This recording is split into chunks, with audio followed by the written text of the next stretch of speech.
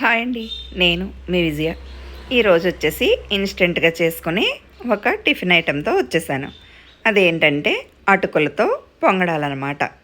ఇది హెల్త్కి చాలా చాలా మంచిది. దీన్ని ఎలా ప్రిపేర్ చేసుకోవాలో చూసేద్దాం. ముందుగా ఒక 2 కప్పులు అటుకులు తీసుకుని వాటిని 2-3 సార్లు శుభ్రంగా కడుక్కొని ఆ నీళ్లు వడకట్టి అటుకులను మాత్రం తీసుకోవాలి. చూస్తున్నారుగా, ఇలా ఒకసారి వాష్ చేసుకోవటం వల్ల అటుకుల్లో ఉండే దుమ్ము, ఆ వడ్లకు ఉండే పొట్టు లాంటిది ఏమైనా ఉంటే పైకి తేలిపోతుంది అనమాట. అందుకని 2-3 సార్లు అటుకుల్ని శుభ్రంగా కడుక్కుని ఇప్పుడు అందులో 1 కప్పు బన్సీ రవ్వ తీసుకోవాలి. 2 కప్పులు అటుకులు అయితే 1 కప్పు బన్సీ రవ్వ తీసుకోవాలి. ఇప్పుడు ఈ బన్సీ రవ్వను కూడా ఈ అటుకుల మిశ్రమంలో వేసి 1 కప్పు కమ్మని పెరుగు కూడా ఇందులో వేసుకోవాలి. 1 కప్పు వాటర్ కూడా వేసి ఈ అటుకులు ఈ బన్సీ రవ్వ మిశ్రమాన్ని బాగా ఇలా ఈ పెరుగు మిశ్రమంలో కలుపుకొని 10 నిమిషాల పాటు నాననిచ్చుకోవాలి. ఇది నానేలోపు ఇందులోకి ఉల్లిపాయలు, పచ్చిమిరపకాయలు, అందులోకి కావాల్సిన ఇంగ్రీడియంట్స్ అన్నీ రెడీ చేసుకుందాం. చూస్తున్నారుగా, క్యారెట్, ఉల్లిపాయ, పచ్చిమిర్చి, అల్లం, కొత్తిమీర, కరివేపాకు రెడీ చేసుకుని అవి పక్కన ఉంచుకోవాలి.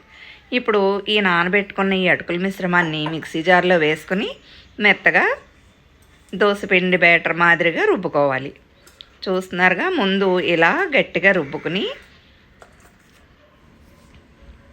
దీనిలో రుచికి సరిపడేంత ఉప్పు, ఈ ఉల్లిపాయలు, పచ్చిమిరపకాయలు, క్యారెట్, అల్లం తురుము, కొత్తిమీర, కరివేపాకు కూడా వేసుకుని సన్నగా తరిగిన కరివేపాకు, సన్నగా తరిగిన కొత్తిమీర కూడా వేసుకుని బాగా ఇందులో ఈ మిశ్రమంలో ఇవన్నీ బాగా కలిసేలా కలుపుకోవాలి.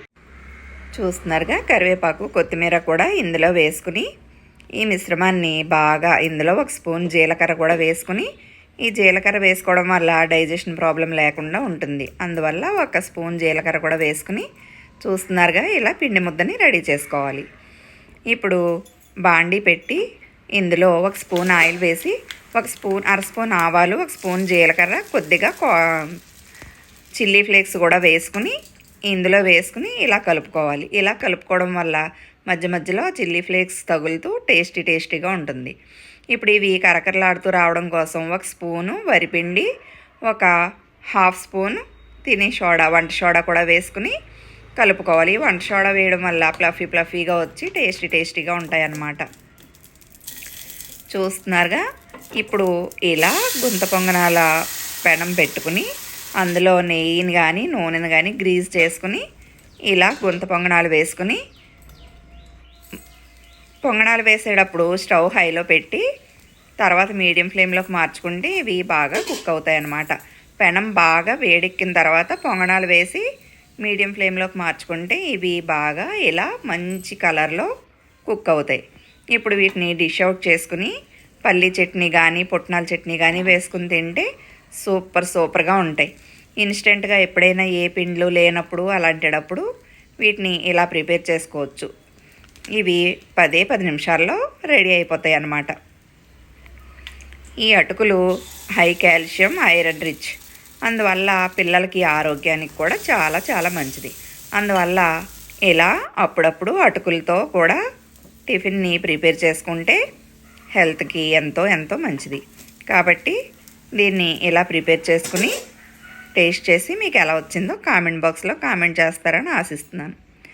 ఇదిగో చూస్తున్నారుగా, ఎంతో ఎమ్మీగా పొంగనాలు రెడీ అయిపోయాయండి. వీటిని ఇలా చట్నీతో, అలా చట్నీ లేకుండా కూడా తినేయచ్చు. మనం ఇందులో ఉల్లిపాయలు, పచ్చిమిరపకాయలు, క్యారెట్ అన్నీ వేసాం. ఉట్టిగా కూడా తినేయచ్చు. ఇలా చట్నీతో ఎంజాయ్ చేస్తే ఇంకా టేస్ట్గా ఉంటుంది. దీనిలోకి పుట్నాల చట్నీ, హోటల్ స్టైల్ పుట్నాల చట్నీ నంజుకు తింటే సూపర్గా ఉంటాయి. నా వీడియో మొత్తం చూసి నచ్చితే లైక్ చేసి, షేర్ చేసి, సబ్స్క్రైబ్ చేయండి. థ్యాంక్ యూ అండి.